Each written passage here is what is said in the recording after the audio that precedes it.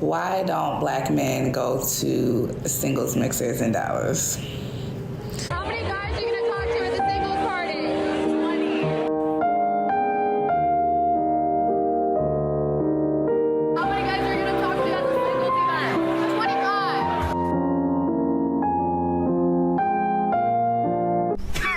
25. Women. Men, where do you guys hang out? Where do you go? So where are the men? Where do y'all hang out? If you don't go to coffee shops, I'm so tired of going to a bar or go to different events and they're 90% of the ladies and only 3 men hang out in the corner. Do you guys just not leave the house or go outside? Look at this display of female entitlement. These women are complaining that men aren't showing up to serve as their entertainment and validation. They created an entire culture that demonizes male sexuality, shames men for approaching women, and treats masculine energy as toxic, and now they're shocked that men aren't lining up to be their dancing monkeys at these desperate singles events. These aren't dating events, they're female ego-stroking sessions where women expect men to show up and compete for their attention like performing seals. But here's the brutal reality: high-value men don't need to go to singles events because they have options. They're not desperate enough to pay money to be in a room full of women who spent their 20s riding the carousel and now want to settle down because they hit the wall. The only men who show up to these events are either bottom-tier desperate guys or men who are so socially inept they don't understand they're walking into a trap. Quality men are at home, at the gym, building their businesses, or with women who actually deserve their time and energy. They're not wasting their Saturday nights in some community center listening to women complain about their standards. I went to the singles conference on Friday and I'm not going to no more of these, okay? So tired of people weaponizing their marriage against single people as if that's supposed to make them a better person. Man's rejection is God's protection. In every situation, it's majority women. They say they don't want to sign up because they think it will all be men. It's no, the reason I'm reaching out to you is because there is no men. I'm ready to be taken off the shelf. I just feel like singleness is demonic. This woman just revealed the female psychology behind the modern dating crisis. She doesn't want a man, she wants to be taken off the show. She views relationships as a performance, a status symbol, something that validates her worth to other people. She's not looking for love or companionship. She's looking for social proof that she's desirable enough to lock down a man. And calling singleness demonic? This is what happens when women internalize feminism but their biology still craves masculine protection and provision. They spent decades being told they're strong and independent, but when they're actually forced to be single, they can't handle it. They realize that all that feminist propaganda was a lie, and they desperately want to return to traditional gender roles, but only when it benefits them. The demonic thing isn't singleness, it's the fact that these women destroyed their own value in the sexual marketplace and now expect men to ignore reality and commit to damaged goods. They want traditional male benefits, commitment, provision, protection, while offering modern female value, high body counts, attitude, entitlement, and baggage. Okay, this video is for my single men. Kids, no kids, I don't care. I'm pushing 40 at this point. Where do y'all hang out? Do you guys approach anyone? So I have to cancel the singles event that I planned to be on my farm this weekend. When there isn't a single man in the club to ruin the vibe.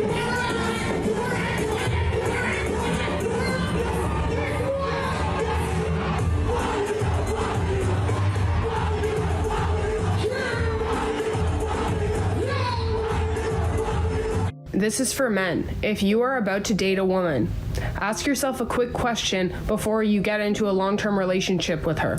Is it just me, or is the dating world really bad these days? Recently, I've been hearing a lot of buzz around the 2019 Morgan Stanley study that predicts 45% of women between the ages of 25 to 44 will be single and childless by 2030. That Morgan Stanley study is the financial markets telling you what red-pilled men have been saying for years: women price themselves out of relationships. Investment banks don't make predictions for fun, they make them because they affect market forecasts and consumer behavior. When Wall Street is betting on nearly half of women being single and childless, that's not a social commentary, That's a mathematical certainty based on current trends. These women created this reality through their choices, and now they're acting like victims of some mysterious force. They chose to sleep with dozens of men instead of locking down one good man in their prime. They chose careers over families. They chose hypergamy over realistic standards. They chose to listen to feminists instead of their grandmothers. Now they're experiencing the consequences of those choices, and they want sympathy. The market doesn't lie. Men have looked at what modern women offer: high body counts, masculine energy, impossible standards, debt, attitude, and baggage, and decided it's not worth the risk. These women are going to be single and childless because they made themselves unmarriageable, not because men mysteriously stopped wanting relationships. Where are all the hot men that my grandma said I'd be fighting off? Because all I'm fighting off is depression. Y'all, I'm starting to understand why more men are choosing to be single and why the dating pool is just treacherous. Okay, for one, you want someone with a certain tax bracket, pool just got small. You want someone, if you're a woman taller than 5'9", just got even smaller. In your city, oof, pickings, okay?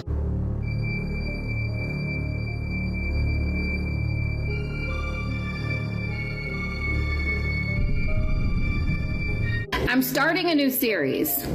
It's going to be called The Grocery Store Chronicles because apparently in Arizona, that's the only place to meet single men. Hi, I'm Emily. I'm 31 and I am single. I'm here to tell you right now, we don't care. Let me tell you, we don't care. So I went to my first ever singles event last night.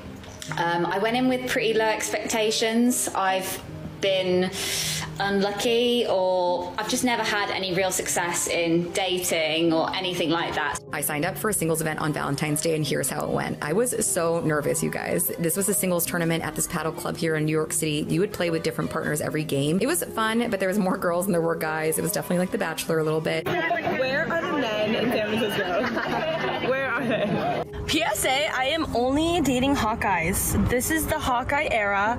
I'm only gonna date hot men from now on. They come with us to a singles event in Chicago. These were the fits, and after we took this clip, we passed a naked man on State Street, and that really set the tone for the rest of the night. This thing was at Spin, and it was packed, but the dating pool was grim. We did befriend two guys, and we went to a bar with them after, but I don't think they realized we were trying to friendzone them. And this is us walking home. I'll spare the audio, but never again. Ain't no desirable man going to no speed dating event. I don't know who need to hear that, but before y'all keep wasting y'all money and time going to these speed dating events, don't do it. Finally, one woman accidentally tells the truth. Desirable men don't go to speed dating because desirable men don't need to go speed dating. They have women approaching them, they have options, they have abundance. Speed dating is where desperate people go to meet other desperate people, and high-value men aren't desperate. But notice the cognitive dissonance here. She acknowledges that no desirable men go to these events, but she's still going to them expecting different results. This is female logic in action, admitting the system doesn't work while continuing to participate in it and complaining about the outcomes. These women spent their prime years chasing Chad and Tyrone, giving away their best years, their tightest bodies, and their lowest body counts to men who would never commit to them. Now they're in their 30s expecting quality men to wife them up. The market has spoken, and they don't like what it's saying. Speed dating was fun. Once I got there, I started looking around, trying to figure out where all the men are. Because when I first got there, 3 men were there. So there were a total of 8 men at the speed dating event. With guess how many women? How many women were in attendance? I'm gonna go with a good 35, 40 women were in attendance. All right, I am looking for a guy, a single guy. Where are the single men at in Atlanta that are not absolutely unhinged? I really wish more men shot their shot because, like, what are we doing here? Staring at each other is not going to get us anywhere. Like, there was this beautiful man at the bar that I work at today, and we were staring at each other. We were giving each other the damn eyes. And then he just left. Like, hello? Hello? I'm right in front of you. What are you going to do about it? Can we make going up and introducing yourself at the gym a thing again? Hell no. Nope.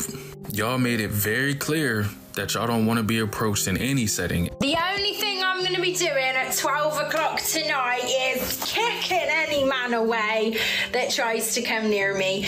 You're not going to ruin my year on day one, my love. I did not meet my husband. Honestly, I feel like the event was pretty poorly organized. Like, everyone was kind of just in a room and I don't know, there was just like no natural mingling going on. Oh, and there were no tacos. They promised us tacos and there were no tacos. Another thing, but this one I kind of expected, that there were just so many more women than men. Last year, I saw so many Black women try to solve a problem in dating by starting to host events in person, trying to create third spaces to facilitate dating like offline. And you know what would happen every single time? The men were not signing up. They would be selling tickets to speed dating, and they would always end up with men's tickets on sale. Always, because they weren't buying it. Now that I'm back on the dating scene, I'm noticing some things that I never noticed before. Men who go to the gym a lot, they love them some big girls. I don't know what it is. I really don't know what it is. Maybe it's something about the fact that they like lifting heavy objects over and over again. Maybe it's something about the fact that they like lifting heavy objects over and over again.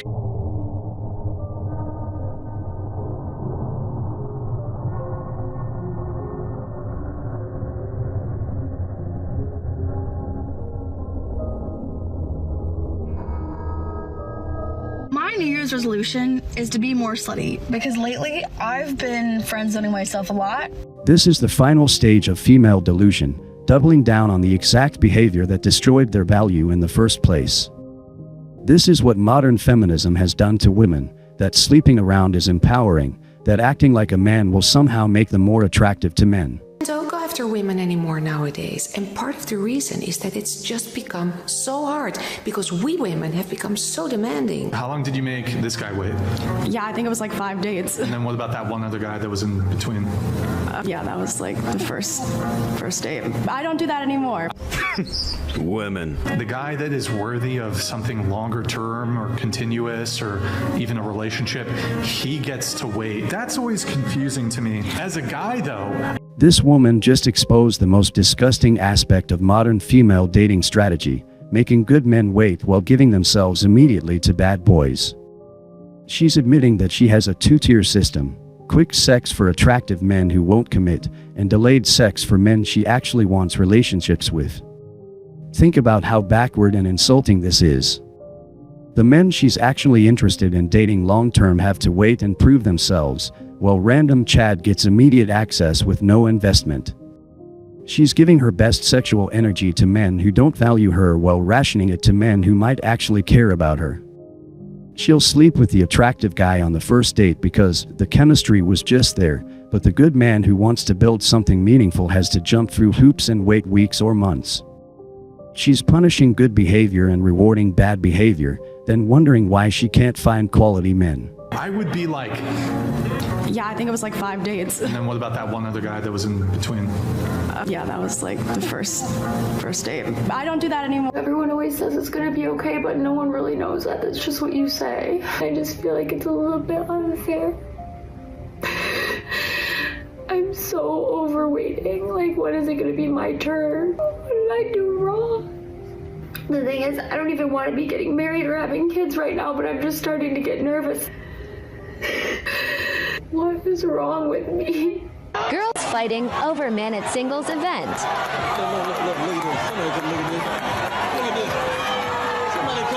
Okay, on a serious note, where do like the 28-year-old single men hang out at? Because like 28 to like 30.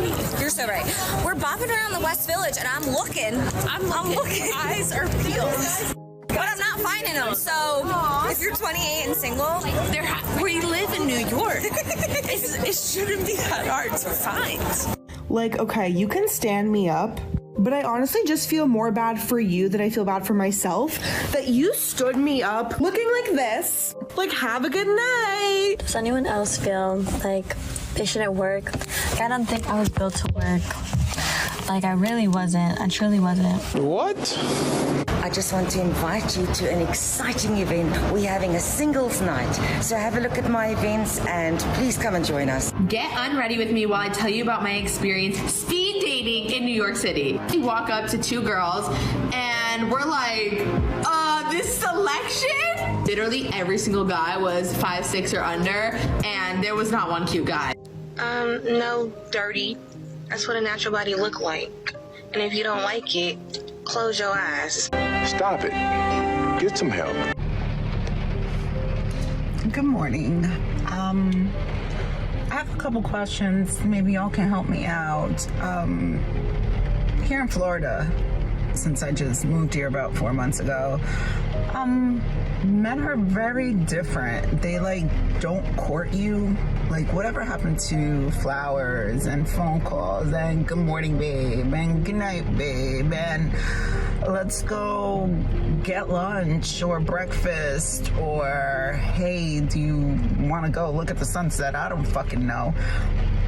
But that's gone now.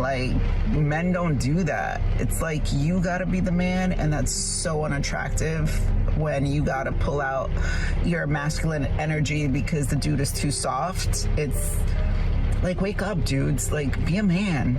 Build something. I don't know. I'll cook. You build. I mean, on a date, take the lead. I don't understand. It's situationships all day long. It's so unattractive. I don't get it. Can somebody explain it? Or is it me? I don't know. These singles events aren't dating opportunities. They're funeral services for the dreams and delusions of an entire generation of women who believed feminist lies about having unlimited time and options.